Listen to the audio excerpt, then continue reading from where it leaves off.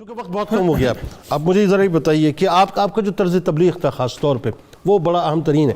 یعنی یہ کہہ دینا بہت آسان ہے، لیکن لاکھوں کی تعداد میں لوگوں کو، غیر مسلموں کو مسلمان کرنا مشکل ترین کام ہے. پھر امیر تیمور کو جو آپ نے فتح کی جو بشارت دی تھی، بس میں مختصر وقت بتائیے اس بارے میں. بسم اللہ الرحمن الرحیم. آپ کے بارے میں بہت خوبصورت باتیں چل رہی ہیں. اللہ تعالیٰ نے اولیاء کو بہت تصرفات اور طاقتیں دی ہوتی ہیں. یہ تصرفات اور طاقتیں بنیادی طور پر کرامت کی صورت میں ظاہر ہوتی ہیں.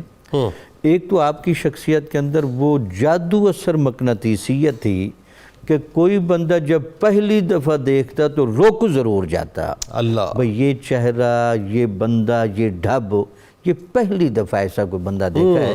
اس وجہ سے وجہ یہ ہے کہ صوفیہ جن مجاہدات و ریاضات اور جن فیوزات و برکات کو اپنے روح میں، دل میں، دماغ میں اور اپنے جسم کے حالہ پر لے کر پھر رہے ہوتے ہیں تو اگلے لوگوں کے لیے باعث حیرانگی ضرور بنتا ہے.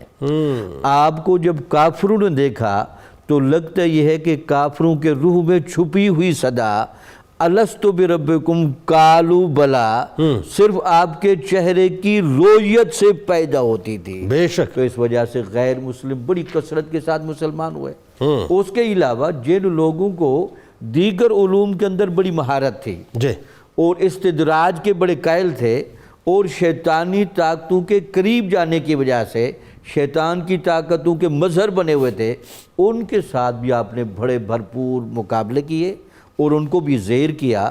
تو آپ کو پتہ کسی علاقے کا گرو یا استدراج کا ماہر، اس کے چونکہ بڑے معتقدین ہوتے ہیں، جب وہ مسلمان ہوتا تھا تو اس کے پیچھے بھی ہزاروں لوگ مسلمان ہوتے تھے. یہ جو آپ کہہ رہے تھے کہ آپ کے ہاتھ پر 52 لاکھ کے قریب لوگ مسلمان ہوئے ہیں، اس کی بنیادی وجہ یہ لگتی ہے. اس کے علاوہ پھر آپ نے اسفار بہت زیادہ کیے ہیں. ٹھیک. آپ بغداد بھی گئے، آپ بیت المقدس گئے، آپ مکہ مدینہ رہے، اولیاء کے مزارات پر گئے، ہر جگہ آپ نے فیوزات حاصل بھی کی اور فیوزات لٹائی بھی بہت زیادہ.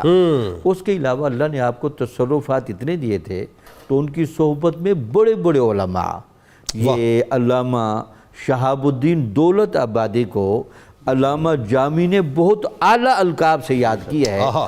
وہ حضرت کے نہ صرف معتقد ہوئے، مرید ہوئے، بلکہ آپ سے روحانی فیض لے کر وہ گئے. تو وہ نحو اور لغت کے جو عام طور پر ماہرین ہوتے ہیں ان کے مزاج میں ذرا خشک مزاجی ہوتی ہے. آپ نے خشک مزاج عالم کو روحانیت کی تر و تازگی بھی عطا فرمائی. تو ان کے ساتھ آپ کے خط و کتابت رہی. عبدالحق محدث دہلوی رحمۃ اللہ علیہ نے اخبار الاخیار میں وہ ساری تفصیلات لکھی ہیں. اور اس بندے کا آپ کے دامن کرم سے وابستہ ہونا یہ آپ کے کمال تبحر علمی پر دلالت کرتا ہے. اس کے علاوہ پھر آپ نے لوگوں کو بادشاہتیں بھی دیں، فتوحات بھی دیں. امیر تیمور جب آپ کے پاس آیا اور اس نے آپ کو دیکھا تو آپ سے کہا جناب آپ میرے لیے دعا بھی فرمائیں اور میرے لیے خوش طبی کرتے ہوئے کہا کہ ذرا فعال بھی دیں. تو اس فعال میں وہ کامیابی کے اشعار آپ کے دیوان سے بالکل ایسا ہے. پھر آپ نے اس کو خوشخبری دی کہ آپ پریشان نہ ہوں، آپ ہمت کر کے جائیں، آپ کو اپنے مد مقابل پر فتح حاصل ہوگی. بالکل ٹھیک ہے. تو آپ نے گویا کہ روحانی طور پر لوگوں کو طاقتور کیا، ذہنی طور پر طاقتور کیا، اور شریعت اور طریقت کا جتنا حسن انتظام آپ کے ہاں نظر آتا ہے، لگتا یہ کہ آپ کے ایک ہاتھ میں شریعت ہے اور دوسرے ہاتھ میں طریقت. سبحان اللہ. بات آگے بڑھاتے